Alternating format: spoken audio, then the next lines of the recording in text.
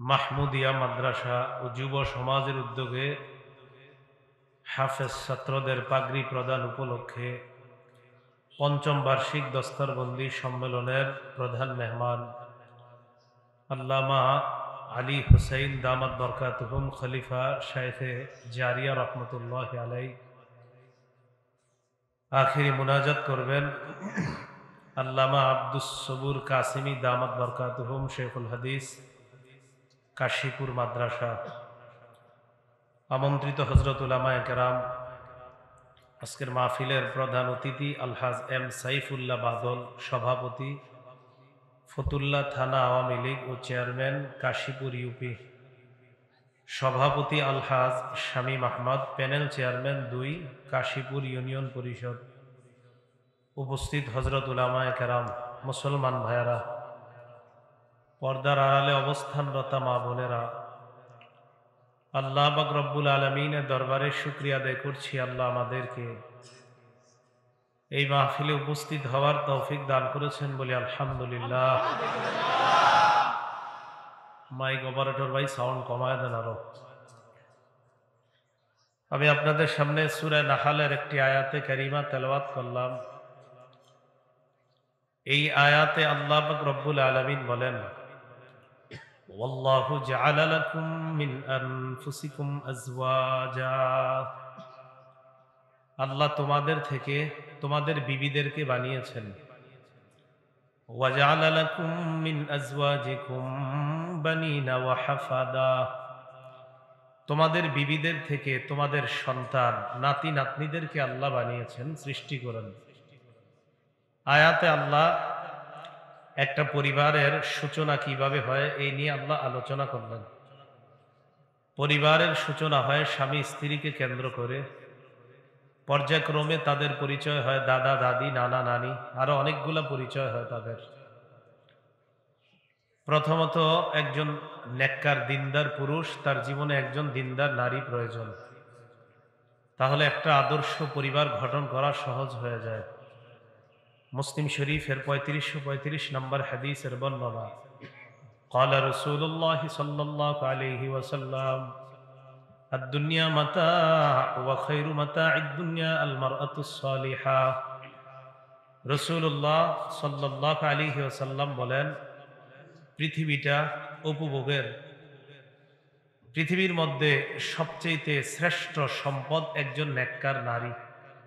কারো জীবনে যদি নেককার নারী একজন বিবি হিসাবে আসে, তাহলে ওই ব্যক্তিকে আল্লাহ পৃথিবীর শ্রেষ্ঠ সম্পদের মালিক বানিয়ে দেন। তিরমিজি শরীফের 1080 নম্বর হাদিসের বর্ণনা, قال رسول الله صلى الله عليه وسلم أربع من المرسلين। সমস্ত রসুলদের সুন্নত 4টা। সমস্ত রসুলদের সুন্নত কয়টা? 4টা। আল হায়া, 1 নাম্বার লজ্জাশীলতা, 2 নাম্বার ওয়াসসিওয়াক, মেসওয়াক করা, 3 নাম্বার ওয়াত্তাআত্তুর, সুগন্ধি ব্যবহার করা, 4 নাম্বার ওয়ান্নিকাহ, বিয়ে করা। সব রসুলদের 4টি সুন্নত। 1 নাম্বার লজ্জাশীলতা, 2 নাম্বার মেসওয়াক করা, 3 নাম্বার সুগন্ধি ব্যবহার করা, 4 নাম্বার বিয়ে করা। তাহলে বিয়ে এটা যে কত বড় গুরুত্বপূর্ণ একটা বিষয় এই হাদিস থেকে স্পষ্ট হয়ে যায়। রাসূলুল্লাহ সাল্লাল্লাহু আলাইহি ওয়াসাল্লাম বলেন, বিয়ে যখন করবেন, করার পর এই বিয়ের মাধ্যমে যখন সন্তান কামনা করবেন, তখন যেন সুন্নাহ পদ্ধতিতে সন্তান কামনা হয়। সহিহ বুখারীর বর্ণনা 6388 নম্বর হাদিসের বর্ণনা, قال رسول الله صلى الله عليه وسلم لو أن أحدكم إذا أراد أن يأتي أهله, তোমাদের কেউ যখন তার বিবির কাছে গমন করার ইচ্ছা করে এবং এই সম্পর্ক স্থাপন করার ইচ্ছা করে, যেই সম্পর্ক স্বামী স্ত্রীর মাঝে আল্লাহ বৈধ করে দিয়েছেন, যেই সম্পর্কের মাধ্যমে তারা পৃথিবীতে একজন নেককার সন্তান কামনা করে, তো নবী বলেন, কোন স্বামী যখন তার স্ত্রীর সাথে এই পবিত্র সম্পর্কে লিপ্ত হতে চায়, পবিত্র সম্পর্কে আবদ্ধ হতে চায়, তখন সে পড়বে বিসমিল্লাহি আল্লাহুম্মা জান্নিবিনা শাইতান ওয়া জান্নিবিশ শাইতানা মা রাযাকতানা। আল্লাহর নামে, আল্লাহ আপনি আমাদেরকে শয়তান থেকে দূরে রাখেন, আর আমাদেরকে এই পবিত্র সম্পর্কের ফলে যে রিজিক, যে সন্তান দান করবেন, এই সন্তান থেকেও আপনি শয়তানকে দূরে রাখেন। এই দোয়া করার পর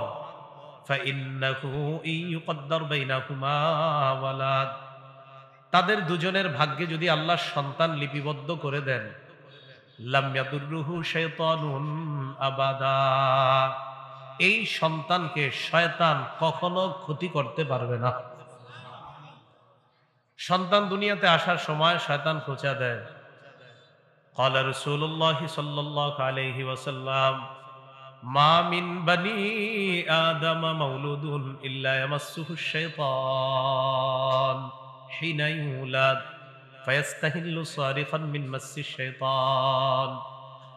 রাসূলুল্লাহ সাল্লাল্লাহু আলাইহি ওয়াসাল্লাম বলেন, কোন সন্তান জন্মগ্রহণ করার সময় শয়তান তাকে স্পর্শ করে, শয়তানের স্পর্শ করার কারণে ওই সন্তানটা চিৎকার মারে। গায়রু মারইয়াম ওয়া ইবনুহা আলাইহিমাস সালাতু ওয়াস সালাম, মারইয়াম এবং তার সন্তান ঈসা আলাইহিমাস সালাতু ওয়াস সালাম, তাদের দুইজনকে শয়তান স্পর্শ করতে পারেনি।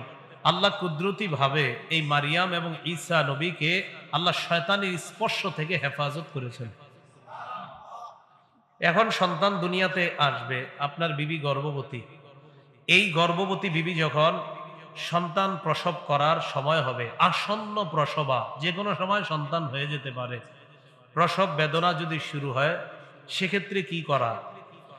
ইমাম ইবনুল কাইয়িম রহমতুল্লাহি আলাই আল ওয়াবিলুস সাইয়্যিব মিনাল কালিমিত তাইয়্যিব কিতাবে লেখেন, রাসূলুল্লাহ সাল্লাল্লাহু আলাইহি ওয়াসাল্লাম তার কন্যা ফাতেমা রাদিয়াল্লাহু তাআলা আনহার যখন প্রসব বেদনা শুরু হয়, ফাতেমা রাদিয়াল্লাহু তাআলা আনহার কাছে নবীজি তার দুই বিবিকে পাঠিয়ে দিলেন। একজন উম্মে সালামা, আরেকজন জয়নব বিনতে জাহাশ রাদিয়াল্লাহু তাআলা আনহুমা। রাসূলুল্লাহ সাল্লাল্লাহু আলাইহি সাল্লাম তাদেরকে বললেন, তোমরা ফাতেমার কাছে যাওয়ার পর 1 নাম্বার আয়াতুল কুরসি পড়বা, 2 নাম্বার সূরা আরাফের 54 নাম্বার আয়াত পড়বা। বলেন তো কোন সূরার কত নাম্বার আয়াত? আর প্রথমে কি পড়বে? প্রথমে আয়াতুল কুরসি, এরপর সূরা আরাফের 54 নাম্বার আয়াত।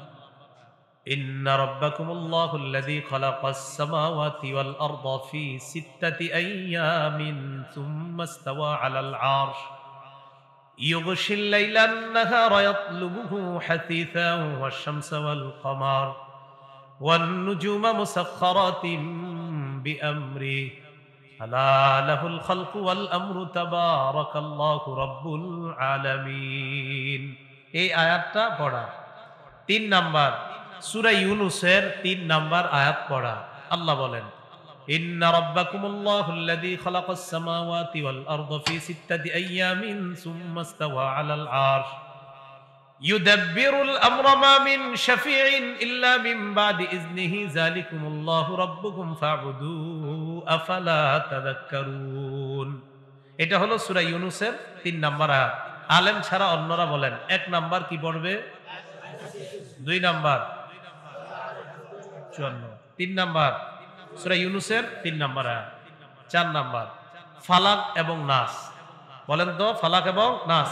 গর্ভবতী নারী যিনি সন্তান প্রসব বেদনা হয়, তার সামনে যে নারীরা থাকবে তারা এটা পড়বে। আর গর্ভবতী নারী যিনি, তিনি কি করবে?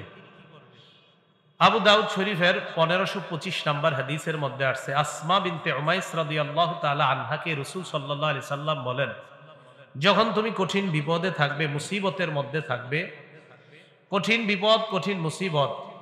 দেখেন, একটা মা সন্তান যখন জন্ম দেয়, তখন তার কি পরিমাণ বিপদ, কি পরিমাণ মুসিবত হয়, এটা ওই মা ছাড়া আর কেউ জানে না। ওই মাকে তখন বলবেন এই দোয়াটা পড়ার জন্য। পড়েন আমার সাথে, আল্লাহ আল্লাহ রব্বি। আল্লাহ কয়বার? আল্লাহু আল্লাহু রব্বি লা উশরিকু বিহি শাইআ। এটা পড়বে যিনি সন্তান প্রসব করবে। এটা আপনারাও যে কোনো বিপদে, কঠিন বিপদে আছেন, বাঁচার কোনো রাস্তা দেখছেন না, এটা পড়া শুরু করে দেন। আল্লাহু আল্লাহু রাব্বি লা উশরিকু বিহি শাইআ। তাহলে সন্তান যিনি প্রসব করবে তার সামনে যারা যাবে তাদের কাজ আছে। যিনি প্রসব বেদনায় কাতরাবে তার যদি সেন্স ঠিক থাকে তাহলে তিনি এটা পড়বে। আল্লাহ আমল করার তৌফিক দান করেন। সন্তানটা গর্ভপাত হয়ে যেতে পারে, জন্মের আগেও মারা যেতে পারে। এরকম যদি হয়, গর্ভপাত হয়ে যায়, জন্মের আগে মারা যায়, অথবা জন্মগ্রহণ করলো মৃত, অথবা সন্তানটা দুনিয়াতে আসার পর 2, 4, 5, 7 মিনিট বেঁচে থেকে মারা গেল, ওই সন্তানের মাটার কেমন কষ্ট হবে বলেন তো? অনেক বেশি, ঠিক না? ওই মাকে ইবনে মাজার 1609 নম্বর হাদিস শুনিয়ে দিবেন। 1609 নম্বর মুখস্থ রাখতে পারলে তো ভালো, বাকি হাদিসটা মুখস্থ রাখলেই হবে বাংলাটা। আন মুআয ইবনে জাবাল রাদিয়াল্লাহু তাআলা আনহু قال قال رسول الله صلى الله عليه وسلم। মুআয ইবনে জাবাল রাদিয়াল্লাহু তাআলা আনহুর বর্ণনা, রাসূলুল্লাহ সাল্লাল্লাহু আলাইহি ওয়াসাল্লাম বলেন, ইন্নাস সিকতা লা ইয়াজুরু উম্মাহু বিসাররিহি ইলাল জান্নাহ। গর্ভপাত হওয়া সন্তান তার মাকে নাভি দিয়ে পেঁচিয়ে জান্নাতের দিকে রওনা করবে। গর্ভপাত হওয়া সন্তান মাকে নাভি দিয়ে পেঁচিয়ে দৌড়ায় জান্নাতের দিকে রওনা করবে। গর্ভপাত হয়ে গেলে শুধু মা কষ্ট পায় না, বাবাও কষ্ট পায়। আওয়াজটা হালকা হইলো আপনাদের, বাবা কষ্ট পায় না? না মনে হয় আপনারা পান না? তাহলে মারা যাক দু একটা। তাহলে বাবা কষ্ট পায় কিনা? তো বাবারে কি শোনাইবেন? মারে তো শোনাইলেন এক হাদিস, বাবা এবং মা দুইজনরে আরেকটা হাদিস শোনাইবেন। ইবনে মাজার 1608 নম্বর হাদিস। এই হাদিসের মধ্যে আছে মারে শোনাইবেন 1609, আর বাপেরে আর মারে দুজনরে শোনাইবেন 1608। ক্বালা রাসূলুল্লাহি সাল্লাল্লাহু আলাইহি ওয়াসাল্লাম, নবীজি বলেন, ইন্নাস সিকতা লা ইরাগিমু রাব্বাহু ইযা আদখালা আবাওয়াইহি নার। কিয়ামতের ময়দানে গর্ভপাত হওয়া সন্তানের মা বাবাকে যখন আল্লাহ জাহান্নামে প্রবেশ করাবেন, প্রবেশ করানোর পর ওই গর্ভপাত হওয়া সন্তান আল্লাহর সাথে ঝগড়া করবে। আল্লাহকে বলবে, আল্লাহ আমার মা বাবাকে তুমি জাহান্নাম থেকে বের করে জান্নাত দিয়ে দাও। ফায়ুকালু আদখিল আবাওয়াইকাল জান্নাহ। আল্লাহর পক্ষ থেকে বলা হবে, তুমি তোমার মা বাবাকে জান্নাতে প্রবেশ করায়া দাও। এবার নবী বলেন, ফায়াজুরুহুমা বিসারারিহি।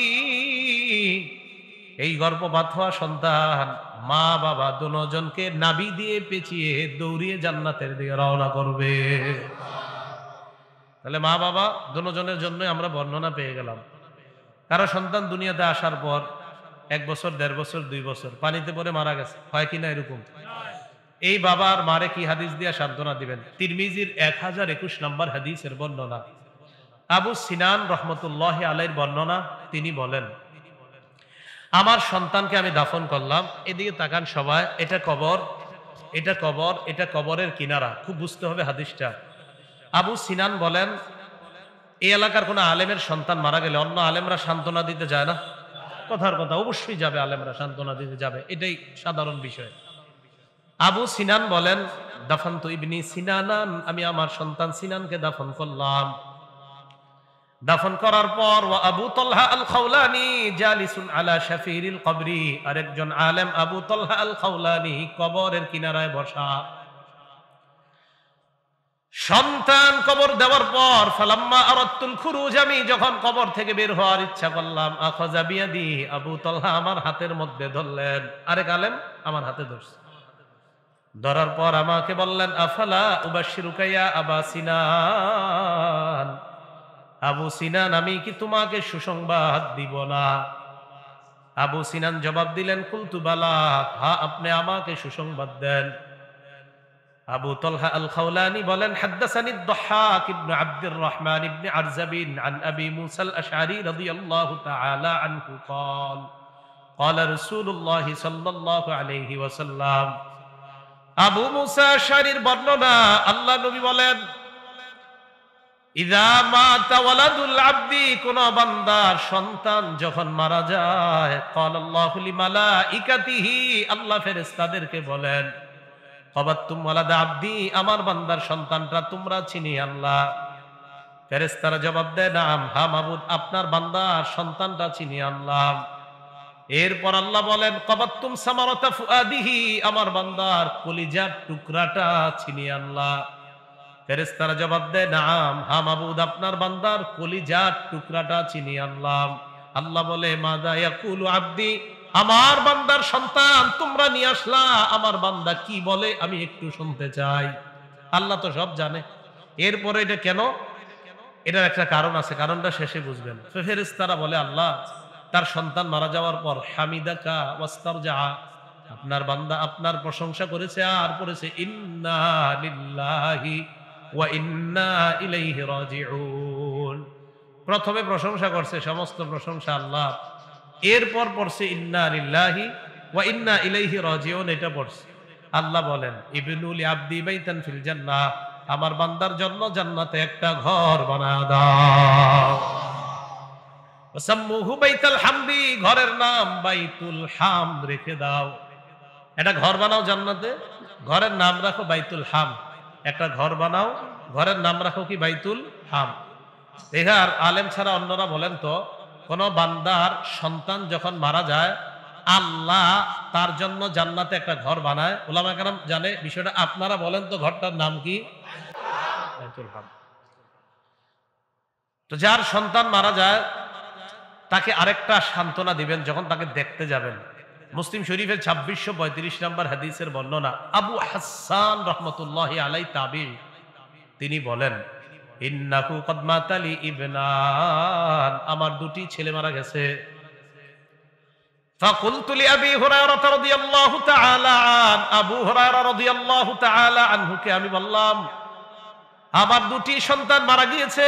ফামা আনতা বিমুহাদ্দিসি আন রাসূলিল্লাহি সাল্লাল্লাহু আলাইহি ওয়াসাল্লাম বিহাদিসিন তুতাইবু বিহি আনফুসানা আন মাউতানা, আপনি এমন কোন হাদিস বলেন যে হাদিসের মাধ্যমে আমরা নিজেদেরকে সান্ত্বনা দিতে পারি।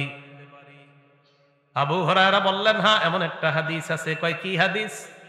আবু হুরায়রা বললেন, সিগারুহুম দামিসুল জান্নাহ, ছোট ছোট সন্তানগুলা জান্নাতের প্রজাপতি হয়ে যায়। বাচ্চারা মারা গেলে কি হয়ে যায়? জান্নাতের প্রজাপতি হয়ে যায়। ইয়াতালাক্কা আহাদুহুম আবাহু আও ক্বালা আবাওয়াইহি, কিয়ামতের ময়দানে এই ছোট সন্তান তার বাবা অথবা বলেছেন বাবা মা উভয়ের সাথে সাক্ষাৎ করবে। করার পর ফায়াখুযু বিয়াদিহি আও বিসাওবিহি, হাত ধরবে অথবা কাপড় ধরবে। আবু হুরায়রা বলেন, আপনি তো কাপড়ের আঁচল নাই আপনার, দেহি তো এটা। আবু হুরায়রা বলেন, আপনি একটু ধরেন টান দিয়ে, না ধরলে তুইব না। আবু হুরায়রা বলেন, কামা আনা আখুযু বিসনিফাতি সাওবিকা হাযা, আমি তোমার কাপড়ের এই আঁচলটা যেইভাবে ধরে রাখছি, এইভাবে বাচ্চা তার বাবা মায়ের কাপড়ের আঁচল ধরবে। লা ইয়ানতাহি আও ক্বালা লা ইয়াতানাহা হাত্তা ইউদখিলাহুল্লাহু আবাহুল জান্নাহ, জান্নাতে প্রবেশ না করায়া বাবা মায়ের আঁচল ছাড়বে না। এই জন্য সন্তান যদি মারা যায় তার মা বাবাকে সান্ত্বনা দেওয়া, এই কথাগুলা বলে। এখন কথা হলো, সন্তান মারা যাওয়ার পর এদেরকে লালন পালন কে করে? এই বাচ্চাগুলারে। সহিহুল জামে কিতাবের নাম 1023 নম্বর হাদিসের বর্ণনা, ক্বালা রাসূলুল্লাহি সাল্লাল্লাহু আলাইহি ওয়াসাল্লাম, নবীজি সাল্লাল্লাহু আলাইহি ওয়াসাল্লাম বলেন, আতফালুল মুমিনিনা ফি জাবালিন ফিল জান্নাহ, মুমিনদের ছোট ছোট সন্তানগুলা শৈশবে যদি মারা যায় তারা জান্নাতের পাহাড়ের মধ্যে অবস্থান নেয়। মুমিনদের ছোট সন্তানগুলা কোথায় অবস্থান করে? জান্নাতের পাহাড়ে। ইউকাফিলুহুম ইব্রাহিম ওয়া সারা আলাইহিমাস সালাতু ওয়াস সালাম হাত্তা ইয়ারুদ্দাহুম ইলা আবাইহিম ইয়াউমাল কিয়ামাহ, তাদেরকে ইব্রাহিম নবী এবং সারা লালন পালন করে কিয়ামত পর্যন্ত। কিয়ামতের ময়দানে ইব্রাহিম নবী এবং সারা ওই সন্তানগুলাকে বাবা মায়ের কাছে সুপর্দ করে দেয়। তাহলে লালন পালন করে কে? ইব্রাহিম নবী আর সারা। এই বাচ্চা যাওয়ার পর তাদেরকে দুধ পান করায় কে? বাচ্চা তো মারা গেছে, দুধের বাচ্চা মারা গেছে, তাই দুধ পান করাবে কে? হ্যাঁ, তাকে দুধ পান করানোর জন্য জান্নাতে একজন দুধ পানকারিনী রেডি আছে। যিনি দুগ্ধ দানকারিনী একজন জান্নাতে তৈরি আছে ওই বাচ্চাকে দুধ পান করানোর জন্য। সহিহ বুখারী 1382 নম্বর হাদিসের বর্ণনা, লাম্মা তুওফিয়া ইব্রাহিম রাদিয়াল্লাহু তাআলা আন, নবীর সন্তান ইব্রাহিম রাদিয়াল্লাহু তাআলা আন ছোটবেলায় যখন মারা যায়, ক্বালা রাসূলুল্লাহ সাল্লাল্লাহু আলাইহি ওয়াসাল্লাম ইন্না লাহু মুরদিআন ফিল জান্নাহ, নবীজি বললেন ইব্রাহিমকে দুধ পান করানোর জন্য একজন দুগ্ধদানকারিনী জান্নাতে রেডি আছে। তাহলে বাচ্চাকে দুধ পান করানোর জন্য তৈরি আছে। এখন কথা, বাচ্চা যদি বড় হয়, বাচ্চা যদি বেঁচে যায়, তাহলে কি করণীয়? এক নাম্বার করণীয়, বাচ্চার কানে আজান দেওয়া। বলেন কি করা? আজান দেওয়া।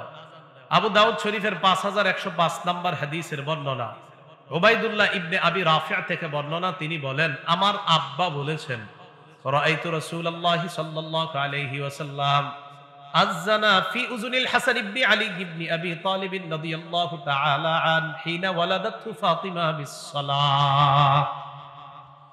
ফাতিমা রাদিয়াল্লাহু তাআলা আনহা যেদিন তার সন্তান হাসানকে জন্ম দেয়, আমি দেখলাম নামাজের যেমন আজান হয়, আল্লাহ নবীকে দেখলাম হাসানের কানের মধ্যে অবিকল নামাজের মতো আজান দেয়। তাহলে এক নাম্বার আজান দেওয়া। বলেন কি করা? আজান দেওয়া। দুই নাম্বার তাহনিক করানো। কি করানো? তাহনিক। তাহনিক বলা হয় জন্মের পর কোন আল্লাহওয়ালার কাছে নিয়ে যাবেন, একটা খেজুর আনবেন, খেজুর নিয়ে যাবেন, উনি খেজুর চাবাবে, খেজুর চাবানো থুতুটা বাচ্চার মুখের মধ্যে দিবে, চাবানো খেজুরের সামান্য অংশ বাচ্চার মুখের ভিতরে তালুর উপরের অংশে লাগিয়ে দিবে। সহিহ বুখারীর বর্ণনা, 3909 নম্বর হাদিসের বর্ণনা। আসমা বিনতে আবি বকর রাদিয়াল্লাহু তাআলা আনহুমার বর্ণনা, তিনি বলেন আন্নাহা হামালাত বিআব্দুল্লাহ ইবনে জুবাইর রাদিয়াল্লাহু তাআলা আন, আসমা রাদিয়াল্লাহু তাআলা আনহা আব্দুল্লাহ ইবনে জুবাইরকে পেটে নিলেন। পেটে নেওয়ার পর তিনি বলেন খরাজতু ওয়া আনা মুতিম্মুন, আমি মদিনায় হিজরত করতে রওনা করলাম, এমন অবস্থায় আমি আসন্ন প্রসবা। আসন্ন প্রসবা বলা হয় যে কোনো সময় সন্তান হয়ে যেতে পারে। আমি মদিনায় রওনা করার পর আতাইতুল মাদিনা, আমি মদিনায় পৌঁছলাম। ফানাজালতু বিকুবা, কুবা নামক জায়গায় অবতরণ করলাম। ফাওয়ালাদতুহু, সেখানে আমি আমার সন্তানকে জন্ম দিলাম।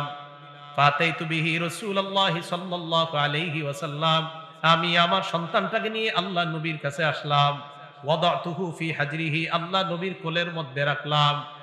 দাআ বিতামরা, আল্লাহ নবী খেজুর আনলেন, আনার পর ফামাদাগাহা, খেজুরটা নবী চাবাইলেন। সুম্মা তাফালা ফিহি, আব্দুল্লাহ ইবনে জুবাইরের মুখের মধ্যে আল্লাহ নবী থুতু মুবারক লাগায় দিলেন। আসমা রাদিয়াল্লাহু তাআলা আনহা বলেন ফাকানা আউওয়ালা শাইইন দাখালা জাওফাহু রিকু আব্দুল্লাহ, রিকু রাসূলিল্লাহ সাল্লাল্লাহু আলাইহি ওয়াসাল্লাম।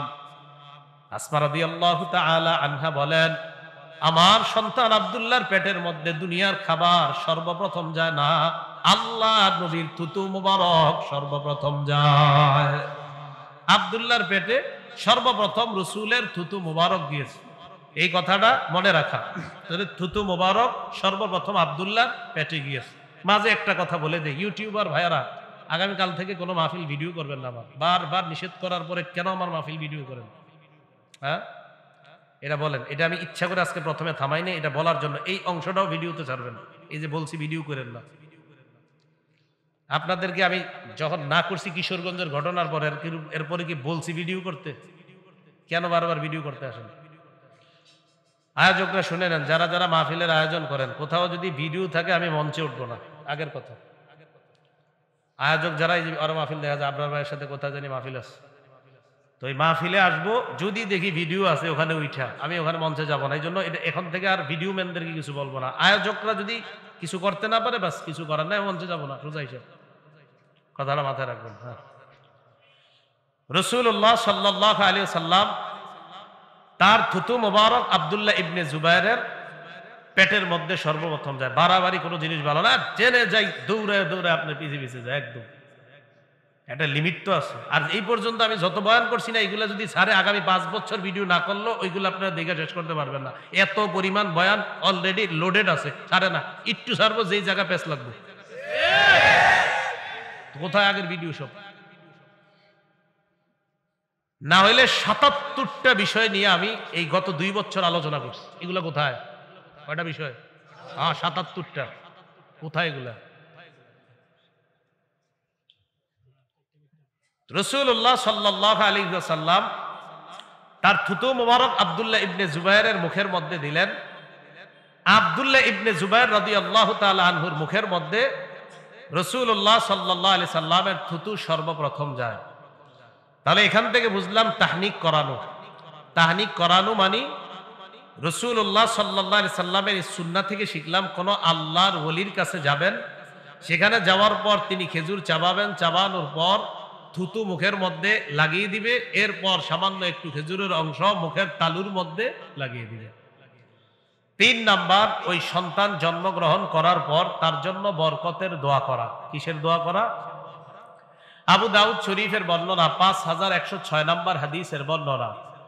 আন আয়েশা সিদ্দিকাহ রাদিয়াল্লাহু তাআলা আনহা কানা রাসূলুল্লাহ সাল্লাল্লাহু আলাইহি ওয়াসাল্লাম ইউতা বিসসিবিয়ান ফায়াদউ লাহুম বিল বারাকাহ। আম্মা জান আয়েশা সিদ্দিকাহ রাদিয়াল্লাহু তাআলা আনহার বর্ণনা, নবীজির কাছে যখন কোন সন্তান আনা হতো, বাচ্চাদেরকে আনার পর আল্লাহ নবী বরকতের দোয়া করতেন।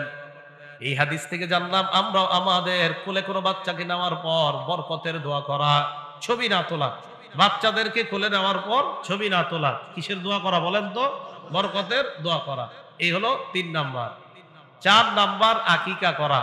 একটা আদর্শ পরিবার গঠনের জন্য এই কাজগুলো অত্যন্ত জরুরি। আকিকা করা ৭ম দিনে।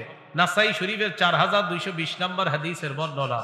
ক্বালা রাসূলুল্লাহ সাল্লাল্লাহু আলাইহি ওয়াসাল্লাম, নবীজি সাল্লাল্লাহু আলাইহি ওয়াসাল্লাম বলেন, কোন সন্তান যখন জন্মগ্রহণ করে, এই সন্তানের পক্ষ থেকে তুজবাহু আনহু ইয়াউমা সাবিহি, ৭ম দিনে আকিকা করা। কুল্লু গুলামিন রহিনুন বিআকিকাতিহি, প্রত্যেক গোলাম তার আকিকার সাথে আবদ্ধ। যত সন্তান জন্মগ্রহণ করে সে আকিকার সাথে আবদ্ধ থাকে। তুজবাহু আনহু ইয়াউমা সাবিহি, ৭ম দিনে তার পক্ষ থেকে পশু জবাই করা হবে। ওয়ায়ুহলাকু রাসুহু, তার মাথা মুন্ডন করা হবে। ওয়ায়ুসাম্মা, তার নাম রাখা হবে। এক্ষেত্রে একটা কাজ মনে রাখা আমাদের, তিরমিজি শরীফের ১৫১৯ নম্বর হাদিসের বর্ণনা। নবীজি ফাতেমা রাদিয়াল্লাহু তাআলা আনহাকে বললেন, ফাতেমা ইহলিকি রাসা, তোমার সন্তানের মাথার চুল মুন্ডন করো। ফাকানা ওয়াজনুহু দিরহামান আও বা'দা দিরহাম, আমি ওজন করার পর দেখলাম হাসানের চুল ১ দিরহাম অথবা অর্ধ দিরহাম পরিমাণ হয়েছে। তাহলে আকিকা করা ৭ম দিনে। যদি ৭ম দিনে না পারেন, ১৪-২১তম দিনে। আল জামিউস সগীর ৫৬৮১ নম্বর হাদিসের বর্ণনা। আল আকিকাতু তুজবাহু লিসাবঈন, আকিকা ৭ম দিনে। যদি সম্ভব না হয় আউলি আরবা আশারা, ১৪তম দিনে। এটাও যদি সম্ভব না হয় আউলি ইহদাউ ওয়া ইশরিনা, ২১তম দিনে। তাহলে আকিকা ৭ম দিনে, এটা সম্ভব না হলে ১৪তম দিনে, এটা সম্ভব না হলে ২১তম দিনে। এইভাবে আকিকা করা। আকিকা ছেলের পক্ষ থেকে সমবয়সী ২টি পশু আকিকা করা, বকরি বা খাসি ছাগল। মেয়ের পক্ষ থেকে একটা। তিরমিজি শরীফের ১৫১৩ নম্বর হাদিসের বর্ণনা।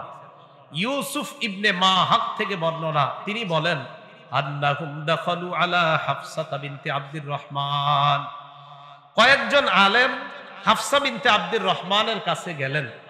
যাওয়ার পর প্রশ্ন করলেন আকিকার ব্যাপারে। প্রশ্ন করার পর হাফসা বিনতে আব্দুর রহমান জবাব দিলেন, আম্মাজান আয়েশা সিদ্দিকা রাদিয়াল্লাহু তাআলা আনহা আমাকে বলেছেন। কি বলেছেন? আন্না রাসূলুল্লাহ সাল্লাল্লাহু আলাইহি ওয়াসাল্লাম আমারাহুম আনিল গুলামি শাতানি মুকাফিআতান, নবীজি ছেলের পক্ষ থেকে সমবয়সী ২টি পশু জবাই করার জন্য, আকিকা দেওয়ার জন্য বলেছেন। ওয়া আনিল জারিয়াতি শাতা, মেয়ের পক্ষ থেকে একটি আকিকা দেওয়ার জন্য বলেছেন। কেউ যদি ছেলের পক্ষ থেকে একটি দেয় আদায় হয়ে যাবে, সামর্থ্য যদি কম হয় আপনি একটা দিলেও হবে। তিরমিজি শরীফের ১৫১৪ নম্বর হাদিসের বর্ণনা। আক্কা রাসূলুল্লাহ সাল্লাল্লাহু আলাইহি ওয়াসাল্লাম আনিল হাসানি বিশাত, রাসূলুল্লাহ সাল্লাল্লাহু আলাইহি ওয়াসাল্লাম হাসান রাদিয়াল্লাহু তাআলা আনহুর পক্ষ থেকে একটা বকরি আকিকা করেছেন। তাহলে একটা পশু আকিকা করা, এটাও হাদিস দ্বারা প্রমাণিত।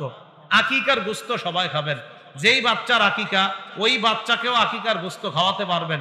এ আর সপ্তম দিনে কি খাবে? ফ্রিজের মধ্যে রেখে দিবেন, বড় হইলে খাওয়াই দিবেন। কথার কথা আর কি। ছেলের মেয়ে তাদের মা বাবা দাদা দাদি নানা নানি সবাই খেতে পারবে। এ হলো আকিকা করা। 5 নাম্বার সুন্দর নাম রাখা। ওলামায়ে কেরাম ইমাম খতিব যারা আছে তারা একটা বিড়ম্বনার শিকার হয়, কারো সন্তান হইলে ইমাম সাহেবের ফোন দেয় এলাকার, হুজুর একটা আনকমন নাম কোন। এই বেচারায় চিন্তায় পড়ে যায়, আনকমন নাম এখন কই পাবো? তো কয় আবু হুরায়রা রাখেন, হুজুর এটা তো ওল্ড। আব্দুল্লাহ রাখেন, ওল্ড। আচ্ছা তাহলে আবু বকর রাখেন, এইটা কমন নাম। ওমর রাখেন, কমন নাম। এই নাম যদি আপনার পছন্দ না হয়, হুজুরে আপনারা বলে দিবেন ছেলের নাম রড রাখেন, মেয়ের নাম সিমেন্ট রাখেন। আনকমন চায় সবাই, কি চায়? আর এত সুন্দর সুন্দর নাম পছন্দ হয় না। রাসূলুল্লাহ সাল্লাল্লাহু আলাইহি সাল্লাম বলেন, আহাব্বুল আসমাই ইলাল্লাহি আব্দুল্লাহি ওয়া আব্দুর রহমান। আল্লাহর কাছে সবচেয়ে পছন্দনীয় নাম দুইটা। বলেন কয়টা? 1 নাম্বার আব্দুল্লাহ, 2 নাম্বার আব্দুর রহমান। ওয়া আসদাকুহা হারিস ওয়া হুমাম। সবচেয়ে সত্যনিষ্ঠ নাম দুইটা, 1 নাম্বার হারিস, 2 নাম্বার হুমাম। ওয়া আকবাহুহা হারব ওয়া মুররা। সবচেয়ে ঘৃণিত নাম দুইটা, একটা হলো হারব আর একটা মুররা। হারব মানে যুদ্ধ, মুররা মানে তিতা। তাহলে সবচেয়ে পছন্দনীয় নাম আব্দুল্লাহ, আব্দুর রহমান।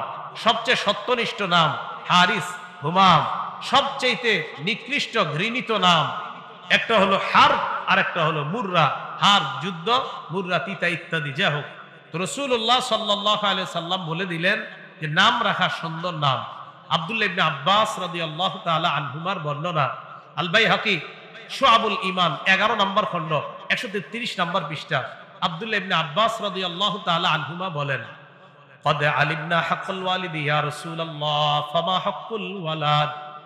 ইয়া রাসূলুল্লাহ, পিতা মাতার হক আমাদের জানা আছে, সন্তানের হক আমাদের জানা নাই, মেহেরবানি করে আমাদেরকে জানায়া দেন। হুজুর পিতা মাতার হক জানি, সন্তানের হকটা কি, পিতা মাতার কাছে কি পায় একটু জানান। নবীজি বললেন, আইয়ুহসিনা ইসমা, সন্তানের সুন্দর একটা নাম রাখা। এটা সন্তান বাবার কাছে পাও না। কিছু নাম আছে এগুলা রাখা নিষেধ করছেন। ক্বালা রাসূলুল্লাহ সাল্লাল্লাহু আলাইহি ওয়াসাল্লাম, লা তুসাম্মিয়ান্না গুলামাকা ইয়াসারা ওয়ালা রাবাহা ওয়ালা নাজাহান ওয়ালা আফলাহা।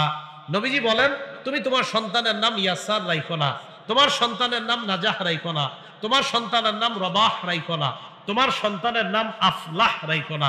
এই নামগুলা তুমি রাখো না সন্তানের। তাহলে ভালো নাম রাখা, সুন্দর নাম রাখা, এটা সন্তানের 5 নাম্বার অধিকার। 6 নাম্বার অধিকার, নবুবী তরবিয়ত শিক্ষা দেওয়া। বলেন কি তরবিয়ত? সবাই বলেন কি তরবিয়ত? নববী তরবিয়ত শিক্ষা দেওয়া। শৈশব থেকে নববী তরবিয়তে যখন সন্তানকে আপনি বড় করবেন, তখন এই সন্তান আপনাকে বৃদ্ধাশ্রমে রেখে আসবে না। যদি নববী তরবিয়তে এই সন্তানটাকে আপনি বড় করেন। নববী তরবিয়তের মধ্যে শ্রেষ্ঠ তরবিয়ত, আমার সাথে জোরে সোরে বলবেন, বলেন নামাজ। কি তরবিয়ত? আবু দাউদ শরীফের 495 নাম্বার হাদিসের বর্ণনা, ক্বালা রাসূলুল্লাহ সাল্লাল্লাহু আলাইহি ওয়াসাল্লাম, মুরু আওলাদাকুম বিস-সালাত ওয়া হুম আবনাউ 7 সিনিন। নবীজি বলেন, তোমরা তোমাদের সন্তানকে নামাজের আদেশ করো যখন তাদের বয়স হয় 7। ওয়াদরিবুহুম আলাইহা ওয়া হুম আবনাউ 10 সিনিন। বয়স যখন 10 হয় তখন তাদেরকে প্রয়োজনে মৃদু আঘাত করো।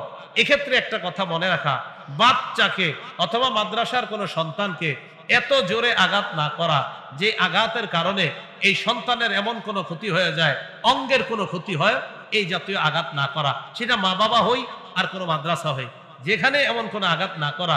রসুলের কাছে 2টা বালক আনা হলো। এক বালককে রসুল হযরত আলীর কাছে দিলেন। দেওয়ার পর বললেন, আলী লা তাদরিবুহু, এই বাচ্চাটাকে তুমি প্রহার করবা না। ফাইন্নী নুহিতু আন দরবি আহলিস সালাহ, আমাকে নিষেধ করা হয়েছে আমি যেন নামাজীদেরকে না মারি। কি না মারি? আমি যেন নামাজীদেরকে না মারি। ওয়া ইন্নী রাআইতুহু ইউসাল্লি মুনযু আকবালনা, আমি এই এলাকায় আসার পরে দেখছি এই ছেলেটা নামাজ পড়ে, আলী তুমি তাকে মারবা না। তাহলে যে নামাজ পড়ে, যার অভ্যাস আছে, ছোট্ট মানুষ নামাজ পড়ে, হযরত আলীকে রাসূল বললেন তাকে তুমি প্রহার করবা না। নামাজ না পড়লে মৃদু আঘাত করা এটা দোষণীয় না, আঘাত করা যেতে পারে, তবে সেটা যেন অসহনীয় পর্যায়ে না যায়। কথা কি বুঝে আসছে? তাহলে 6 নাম্বার, নববী তরবিয়ত শিক্ষা দেওয়া, শ্রেষ্ঠ শিক্ষা নামাজ। ওয়াফাররিকু বাইনাহুম ফিল মাদাজি', 10 বছর বয়সে ছেলে এবং মেয়েকে এক বিছানায় তো রাখার প্রশ্নই আসে না। কয় বছর বয়সে? 10 বছর বয়সে বিছানা আলাদা করেন। প্রথম কথা, ভাই বোনের বিছানা 10 বছর বয়সে টোটাল বিছানা আলাদা হবে। আর যদি ভাই ভাই হয় আর বোন বোন হয়, সেক্ষেত্রে সম্ভব হলে বিছানা আলাদা, মানে 2 বোনকে 2 বিছানা সম্ভব হলে। সম্ভব না হলে 2 বোন যদি এক বিছানায় থাকে, 2 ভাই যদি এক বিছানায় থাকে, ল্যাপ কাঁথা কম্বল আলাদা দেওয়া, মাঝে কোলবালিশ দেওয়া। ভাই ভাই এক বিছানায়, মানে সামর্থ্য কম, সেক্ষেত্রে আপনি কাঁথা কম্বল আলাদা দেওয়া। বয়স যখন 10 হয়। আবু দাউদের 4018 নম্বর হাদিস, ক্বালা রাসূলুল্লাহ সাল্লাল্লাহু আলাইহি ওয়াসাল্লাম, নবীজি বলেন, লা ইফদির রাজুলু ইলার রাজুলি ফি সাওবিন ওয়াহিদ ওয়া লা তুফদিল মারআতু ইলাল মারআতি ফি সাওবিন ওয়াহিদ।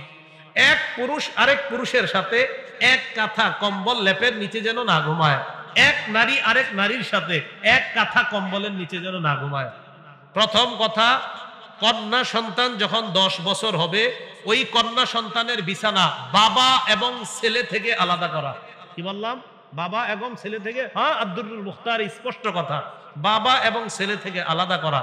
পরের কথা, 2 ভাইকে এক বিছানায় যদি দেন, 2 বোনকে যদি এক বিছানায় দেন, আলাদা কাঁথা কম্বল লেপের ব্যবস্থা করেন, মাঝে কোলবালিশ দেন। সামর্থ্য থাকলে সবাইকে আলাদা খাট দিয়ে দেন। এটা নববী তরবিয়ত।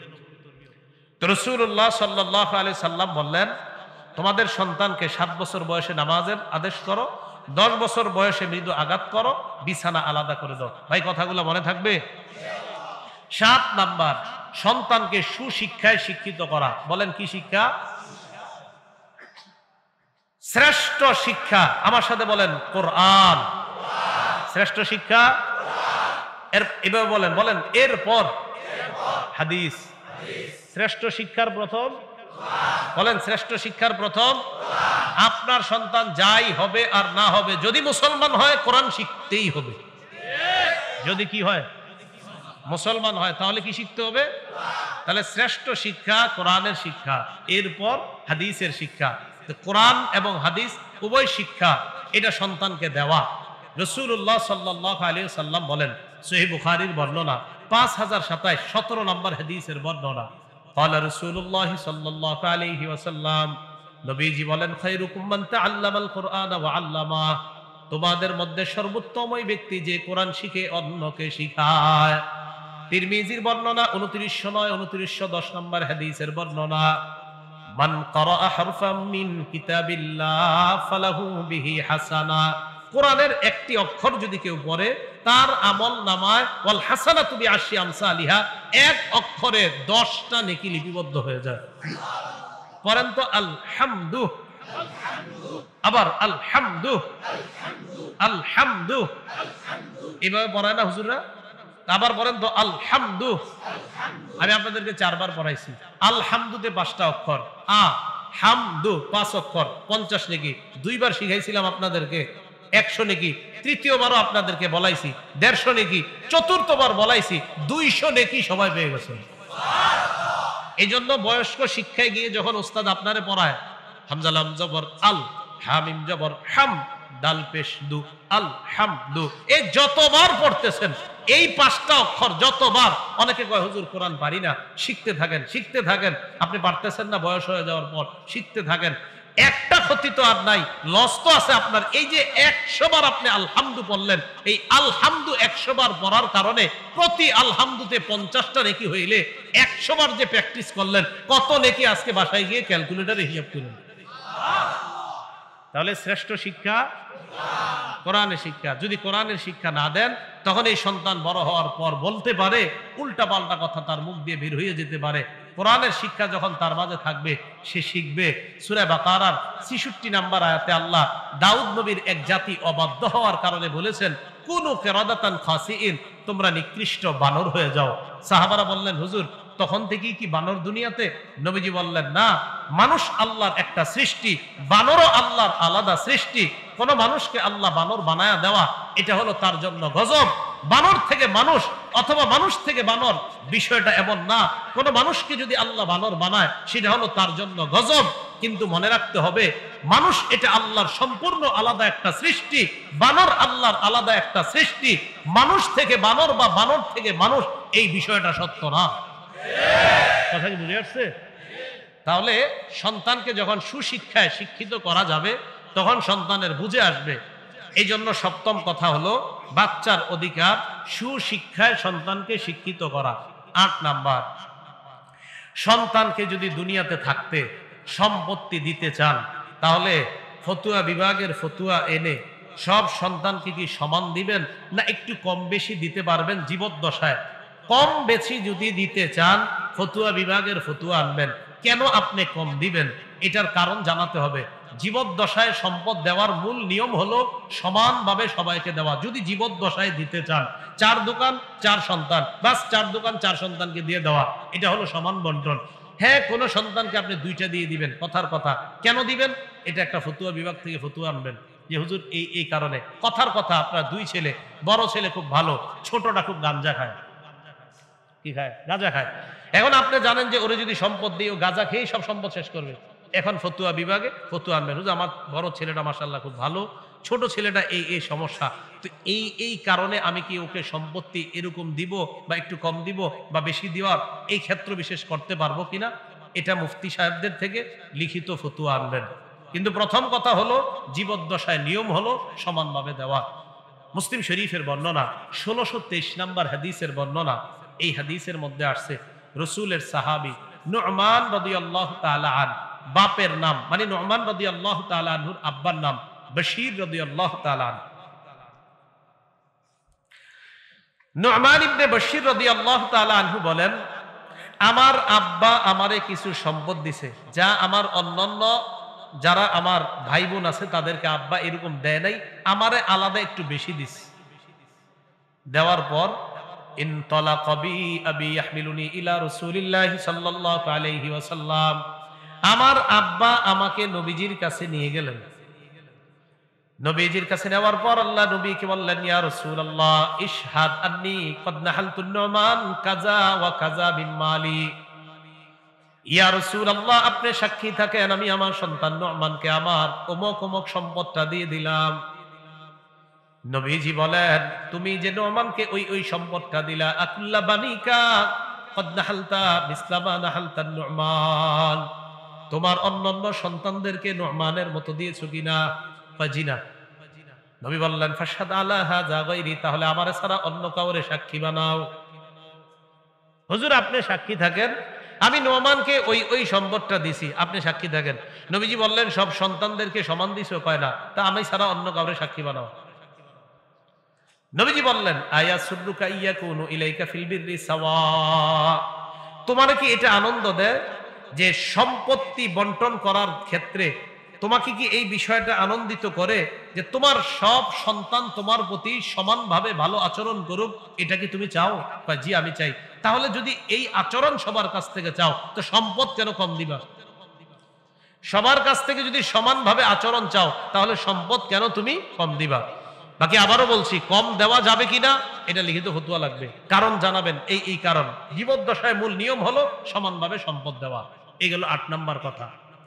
9 নাম্বার, সন্তান যদি বিয়ের বয়স হয় তাকে বিয়ে করায়া দেওয়া। বিয়ের বয়স হলে কি করায়া দেওয়া? বিয়ে করায়া দেওয়া। বাইহাকি শুআবুল ঈমান 11 নাম্বার খণ্ড 137 নাম্বার পৃষ্ঠা। আব্দুল্লাহ ইবনে আব্বাস রাদিয়াল্লাহু তাআলা আনহুমার বর্ণনা, নবীজি বলেন, কোন সন্তান যখন বালেগ হয় ফাল্লিজাওয়িজহু, তার বাবা যেন তাকে বিয়ে করায়া দেয়। ওয়া ইন বালাগা ওয়া লাম ইউজাওয়িজ, বালেগ হওয়ার পর যদি বাবা বিয়ে না করায় ফাইন্নামা ইসমুহু আলা আবি, তাহলে ওই সন্তানের গুনাহ বাবার উপর যাবে।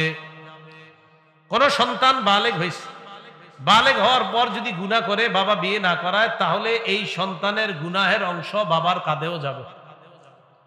এখন কথা, হুজুর আমার তো সামর্থ্য কম, সন্তানটা আমি বিয়ে একটু পরে করাই। কিন্তু সন্তান যদি গুনাহ করে সামর্থ্য কমের কারণে, ও তো গুনাহ করতেছে, কেন গুনাহ করে? আপনি যে ওর একটা মোবাইল কিনে দিয়েছেন 25-30 হাজার 35 হাজার টাকা দিয়ে, এটা গুনাহ করে তো সে 20 হাজার টাকা দিয়ে তো বিয়ে করায় ফেলতে পারতেন, সেখানে 35 হাজার টাকা দেবেন মোবাইল দিচ্ছেন। 35 খরচ করলে তো সুন্দর একদম ভালো ঘরের মেয়ে একটা আনতে পারতেন। তা আপনি এত দামি একটা মোবাইল দিয়ে না দিয়ে আপনার বিয়ে করাইতেন। এখন কথা হলো হুজুর আমার সামর্থ্য কম, আমি বিয়ে করাবো না। তাহলে রোজা রাখান। কি রাখান? রোজা রাখান। বলেন আমার সাথে, হয়তো বিয়ে, বলেন, নয়তো রোজা। গুনাহ করা যাবে না। তাহলে সন্তান বালেগ হওয়ার পর হয়তো বিয়ে, সামর্থ্য যদি থাকে বিয়ে, সামর্থ্য না থাকলে রোজা, সামর্থ্য থাকলে বিয়ে, সামর্থ্য না থাকলে রোজা। নবীজি বলেছেন, ইয়া মাশারাশ শাবাব, হে যুবকরা, মানিস্তাতা মিনকুমুল বাআ, তোমাদের মাঝে যদি কেউ সামর্থ্যবান হও, ফালইয়াতাজাওয়াজ, সে যেন বিয়ে করে। যদি কারো ভরণ পোষণের সামর্থ্য থাকে সে যেন বিয়ে করে। ফাইন্নাহু আগাদ্দু লিল বাসার, কারণ এই বিয়ে তার নজরকে অবদমিত রাখে, নজর নিচে রাখে। ওয়া আহসানু লিল ফারজ, লজ্জাস্থানকে হেফাজত করে। তাহলে বিয়ে নজর নিজে রাখে আর বিয়ে লজ্জাস্থানকে হেফাজত করে। ফামাল্লাম ইয়াস্তাতি' ফাআলাইহি বিস-সাওম, আর যদি বিয়ে করার সামর্থ্য না রাখে তাহলে রোজা রাখবে। কি রাখবে? তাহলে বলেন, সামর্থ্য থাকলে, না থাকলে, আবার সামর্থ্য থাকলে, না থাকলে গুনাহ করা। কথা বুঝে আসছে সবার? তাহলে 9 নাম্বার, সন্তান যদি বালেগ হয় বিয়ে করায় দেওয়া।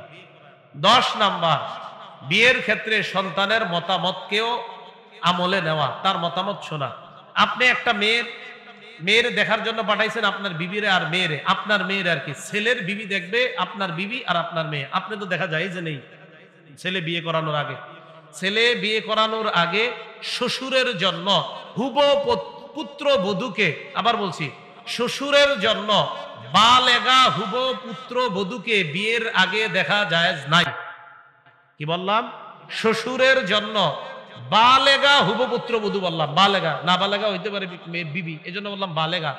বালেগা মেয়ের যদি আপনার ছেলের বিবি আনবেন, বিবি বানিয়ে আনবেন, কিন্তু আপনার ছেলে এখনো বিয়ে করে নাই, বিয়ের আগে এই মেয়েকে দেখা আপনি শ্বশুরের জন্য জায়েজ নাই। কেন? বিয়ে কি আপনি করবেন?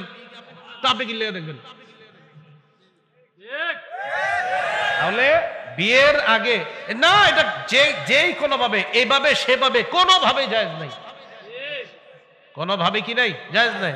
একটু ছবিটা এরকম না, কোনোভাবেই জায়েজ নাই।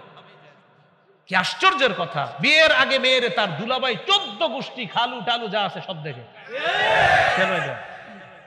বিয়ে কি এই ছেলে যারা আছেন, আপনি আপনার দুলাভাইরও দেখান মেয়ের ছবি, আপনার খালুরে দেখান, আপনার মামারে দেখান। কেন? আপনার খালু মামা এদের কাছে বিয়ে দিবেন? তো বিয়ের আগে কেন দেখান এদেরকে? বিয়ে তো আপনি করবেন, লজ্জা শরম থাকা উচিত। আপনার বউ মানুষের দেখায় বেড়াচ্ছেন। রাসূলুল্লাহ সাল্লাল্লাহু আলাইহি সাল্লাম হাদিস দ্বারা স্পষ্ট প্রমাণিত যে বিয়ের আগে ছেলে মেয়ে তাদের মতামত, এটাকে গুরুত্ব দেওয়া। নবীজির যুগে এক ঘটনা ঘটে গেছে। এক মেয়েরে তার আব্বা চাচাতো ভাইয়ের সাথে জোর করে বিয়ে দিয়ে দিছে। মুসনাদে আহমদ 6 নম্বর খন্ড 316 নম্বর পৃষ্ঠায় বর্ণনা আসছে। এক মেয়ে আম্মাজান আয়েশা সিদ্দিকার কাছে আসছে।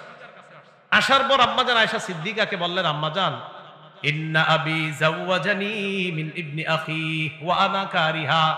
আম্মাজান, আমার আব্বা আমার অমতে আমাকে জোর করে চাচাতো ভাইয়ের সাথে বিয়ে দিয়ে দিছে। এই জাতীয় ঘটনা এই যুগে ঘটে কিনা?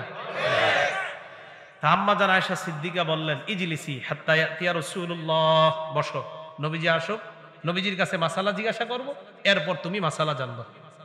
তো নবীজি সাল্লাল্লাহু আলাইহি সাল্লাম আসছে। আসার পর আম্মাজান বললেন, হুজুর, এই মেয়েটাকে তার আব্বা অনুমতি ছাড়া, মেয়েটার অমতে, মেয়েটার অপছন্দনীয় থাকা সত্ত্বেও তার চাচাতো ভাইয়ের সাথে জোর করে বিয়ে দিয়ে দিচ্ছে। নবীজি বললেন, তার বাপের ডাকো। ডাকছে। আনার পর নবীজি ওই মেয়েটাকে বললেন, তুমি কি এই বিয়েতে থাকবা নাকি বিয়ে ভেঙে দিব? মেয়েটা বললেন, হুজুর, আজাস্তুমা সনা আবি, আমার আব্বা যে কাজটা করছে আমি অনুমোদন দিয়ে দিলাম, আমি এই বিয়ে মেনে নিলাম। তো আসছো কেন বিয়ে মেনে নিলে? মেয়েটা বললেন, হুজুর, বিয়ের ক্ষেত্রে যে একটা মেয়ে তার মত ব্যক্ত করার অধিকার রাখে, এই অধিকারটা কিয়ামত পর্যন্ত প্রতিষ্ঠিত যেন হয়ে যায়, এই আইনটা চালু করার জন্য আমি আপনার কাছে আসছি। রাসূলুল্লাহ সাল্লাল্লাহু আলাইহি সাল্লাম বাস মেয়েরও যে একটা মত থাকতে পারে সেদিন থেকে নবীজি জানিয়ে দিলেন যে একটা মেয়ে, তাকেও বিয়ের ক্ষেত্রে জিজ্ঞাসা করতে হবে। কথাগুলা কি মনে থাকবে? 11 নাম্বার, সন্তানের ভরণ পোষণের দায়িত্ব আপনার, অন্তত বালেগ হওয়ার আগ পর্যন্ত। আবু দাউদের বর্ণনা, 1692 নাম্বার হাদিস। ক্বালা রাসূলুল্লাহ সাল্লাল্লাহু আলাইহি ওয়াসাল্লাম, নবীজি বলেন, কাফা বিল মারই ইসমান আইয়ুদাইয়্যা মা ইয়াকুত। কোন বাবা গুনাহগার হওয়ার জন্য এতটুকুই যথেষ্ট, সে তার টাকা পয়সাগুলা সন্তানাদি পরিবারের পিছনে খরচ না করে অযথা অন্যান্য জায়গায় নষ্ট করে ফেলে, এই বাবা গুনাহগার হওয়ার জন্য এতটুকুই যথেষ্ট। এটা গেল 11 নাম্বার, সন্তানের ভরণ পোষণের দায়িত্ব বাবার। 12 নাম্বার, সন্তানের বিরুদ্ধে বদদোয়া না করা। এটা আবু দাউদের বর্ণনা, 1532 নাম্বার বর্ণনা। ক্বালা রাসূলুল্লাহ সাল্লাল্লাহু আলাইহি ওয়াসাল্লাম, নবীজি বলেন, লা তাদউ আলা আনফুসিকুম, নিজেদের বিরুদ্ধে বদদোয়া করো না। ওয়ালা আলা আওলাদিকুম, সন্তানের বিরুদ্ধে বদদোয়া করো না। ওয়ালা আলা আমওয়ালিকুম, সম্পদের বিরুদ্ধে বদদোয়া করো না। ওয়ালা আলা খাদামিকুম, কর্মচারী চাকর বাকর যারা আছে তাদের বিরুদ্ধেও বদদোয়া করো না। তাহলে সন্তানের বিরুদ্ধে বদদোয়া না করা, কর্মচারী তাদের বিরুদ্ধে বদদোয়া না করা। বিশেষ করে মা যারা আছেন, মারা অনেক সময় আপনি কথায় কথায় আর কি, যদিও আপনি সন্তানকে অনেক ভালোবাসেন, এরপরে অনেক সময় অভিশাপ দিয়ে ফেলেন, গাড়ির তলে পড়ে মরতে পারছ না, কথার কথা।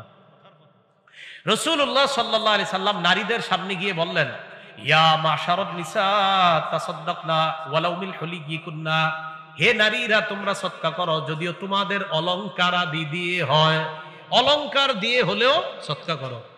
ফাইন্নী উরিতুকুন্না আকসার আহলিন নার, আমি দেখলাম তোমরা বেশিরভাগ জাহান্নামী, বেশিরভাগ জাহান্নামী। অন্য বর্ণনায় নবী কি বলে দেখেন, আমাকে জান্নাত দেখানো হলো, জাহান্নাম দেখানো হলো। আমি দেখলাম জান্নাতের মধ্যে ইন্না আকাল্লা সাকিনিল জান্নাহ আন নিসা, আমি দেখলাম জান্নাতে অধিবাসীদের মধ্যে সবচেয়ে কম সংখ্যক নারীরা, জান্নাতের অধিবাসীর মধ্যে কম সংখ্যক, আর জাহান্নামে বেশি সংখ্যক। এতে আমার আপনার আনন্দিত হওয়ার কিছু নাই। আমার মা হবে, আমার বোন হবে, আমার বিবি হবে, আমার আত্মীয়র কোনো মেয়েই তো হবে। তো নবীজি বললেন, আমি দেখলাম বেশিরভাগ তোমরা জাহান্নামী, জান্নাতে অধিবাসীদের মধ্যে কম দেখলাম তোমাদেরকে। এক নারী বললেন, হুজুর এটা কেন আমাদেরকে বেশি দেখলেন জাহান্নামে? নবীজি বলেন, তুকসিনাল লাইনা ওয়া তাকফুরনাল আশীর, তোমরা বেশি বেশি অভিশাপ দাও আর তোমরা স্বামীর অবাধ্য হও, নাফরমানি করো। তোমরা বেশি বেশি অভিশাপ দাও আর তোমরা স্বামীর নাফরমানি করো, এই কারণে তোমরা বেশি বেশি সদকা করো, আর এই অপরাধ দুইটার কারণে তোমরা বেশিরভাগ জাহান্নামী হবে। তো কি বুঝলাম? সন্তানের বিরুদ্ধে বদদোয়া না করা, সম্পদের বিরুদ্ধে বদদোয়া না করা, নিজের বিরুদ্ধে বদদোয়া না করা, চাকর বাকর যারা আছে তাদের বিরুদ্ধেও বদদোয়া না করা।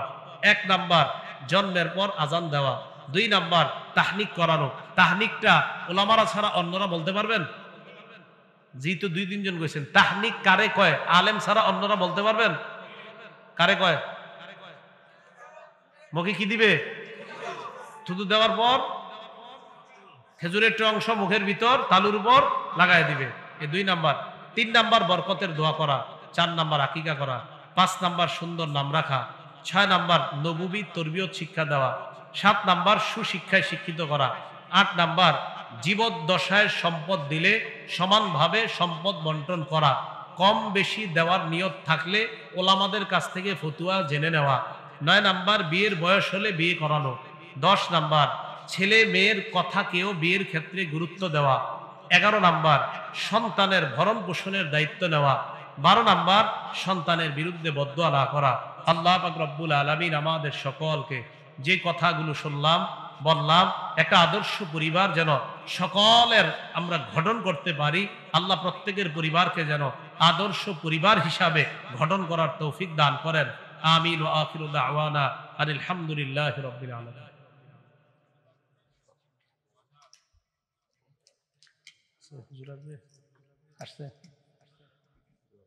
اللهم صل على محمد وعلى آل محمد كما صليت على إبراهيم وعلى آل إبراهيم إنك حميد مجيد اللهم بارك على محمد وعلى آل محمد كما باركت. الحمد لله رب العالمين والعاقبة للمتقين.